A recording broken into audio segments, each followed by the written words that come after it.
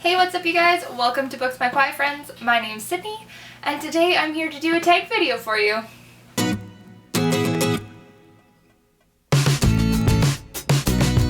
Today I will be doing the What Should I Read Next tag. I was tagged by Corners of a Bookshelf. Thank you for giving me my very first tag video where I was actually tagged. I would like to tag The Next Chapter and A Wandering Mind. I don't know, it just seems like an interesting tag to do, so I can't wait to see if you guys do this video or if you see this video. Let me know. The original tag is by Getting Higgy With It, and I think that it was a very interesting premise for a video. So this tag is based on giving your viewers 3 books that you like, and then 1 book that you dislike, your current read, and then based on that they leave things that they think that you would like to read in the description below. I might go into depth with why I like some things, I might not, we'll see what happens. So without further ado, here are some books that I'm willing to talk about. The first book that I would like to talk about that I really love is Flowers in the Attic by V.C. Andrews. I've mentioned this in the past that it's one of my favorite books that my mom let me read a little too young. Thanks, Mom. But it's one of those books that has dark, horrifying twists and turns that you don't see coming or that you don't expect, because you kind of get to a point in that book where you just think, well, things can't get weirder or more twisted, and then all of a sudden they do. So I'm kind of into that weird, like, oh my gosh, this is crazy feeling when reading a book. I think I read the first 3 in the series. Yes, I think the first 3 I read. And I was quite young, so I plan to reread those, but anyways, that's the first book. That is my first true love. So messed up. The second book that I'd like to talk about is Red Queen, which is behind me on my new bookshelf that is yet to be filled with books from my parents' house. I love Red Queen because it is fast-paced. I love the world. I like the idea of powers, but not so much that it's in a cliche kind of way. This was kind of the first book that I really got into that really was dystopian, but with severe physical difference. For instances, I had read The Hunger Games, I had read Divergent, and really that wasn't like a physical trait that separated the people, whereas in Red Queen there's silvers and reds.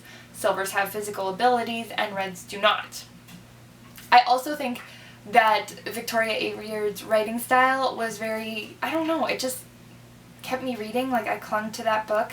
And maybe it was when I was reading it, because I know a lot of people don't like it, but I think that her writing is so action-packed and fast-paced that it just keeps you interested from start to finish. And I had to ask my boyfriend for books that I had gabbed about after I read them, because I usually only list those 2 when I'm talking about favorite books, but he reminded me of 2 more that I really like, so they're kind of in a tie. I really like A Court of Thorns and Roses by Sarah J. Maas. I think it's very interesting. It was my first kind of foray into new adult, other than Flowers in the Attic, if you count that. But yeah, I think that A Court of Thorns and Roses is very interesting. I do really like the idea of retellings, which kind of leads me to the next book, which is The Wrath and the Dawn by Renee Ahdieh. While I liked the first book in this duology, I didn't like the second book nearly as much. I did like how descriptive it was, though, and I think that I really enjoy retellings for strange, twisted reasons. Like, I like them if they can take the story and change it, but also keep it familiar enough that I'm into it. Does that make sense to anyone else? So yeah, those are the 4 books that I think are my top favorite. So just to recap, that was Flowers in the Attic, Red Queen, A Court of Thorns and Roses, and The Wrath and the Dawn. Now it says to list 1 book you dislike, and I was going to mention Deep Blue by Jennifer Donnelly, because that book was horrifying to get through. I'm sorry, Jennifer Donnelly, I'm sure you're a good person, but maybe this book was too young for me, or maybe it was just the writing style, it just was not for me. I found that the book had things that were just too convenient to happen. Like, there would be a try for suspense, but something super convenient would happen to just kind of peter out the problem. But then my boyfriend reminded me of Passengers by Alexandra Bracken.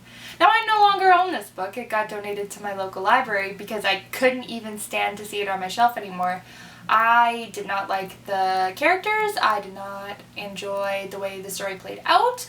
There was insta-love. There's just a lot of things in that book that just didn't do it for me. I also really thought that while it was trying to be suspenseful near the end, it was too late for me and I was too forgotten. So I really need to be clung into a book by like the first 50, 60 pages. If it's going to be like 450 pages, I need to know what I'm getting into, although I'll probably finish it regardless. And then the last part of this tag is to mention a book you're currently reading. So while I'm not going to lift it up, the book that I am currently reading is Miss Peregrine's Home for Peculiar Children by Ransom Briggs. It's in my purse. I'm almost done. I think I have 75 more pages. And I am enjoying it. It's not that I'm not enjoying it. It's just that I think that I could have chosen a more convenient time to read it. There's things for me in this book that I think are a little young for me, which is weird because usually I don't feel that way with YA, but maybe some aspects I'm kind of starting to outgrow, which is unfortunate. It also could just be because I've had a busy couple of weeks and I haven't been picking it up consistently. So I'll read 100 pages here and there, but I'm not like sitting down every night right into it. It's taken me 2 weeks to get through 350 pages, which is super weird for me.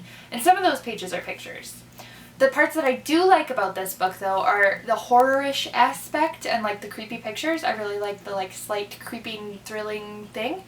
The things that I don't really enjoy are kind of the way some of the side characters act, and I don't know if that makes sense. And I think the writing's beautiful, but parts of it are just kind of disconjointed in my brain. So that could just be a me problem. I don't know. But that's what I think so far on Miss Peregrine's Home for Peculiar Children. Hopefully when I finish it, I will be able to post a book talk / book spoiler, book review, something for you guys. So then I can kind of get my thoughts out in the open and see what you guys think in return. So guys, that is the end of this tag video. Thank you for watching, and I hope that you have a tremendous weekend. Bye!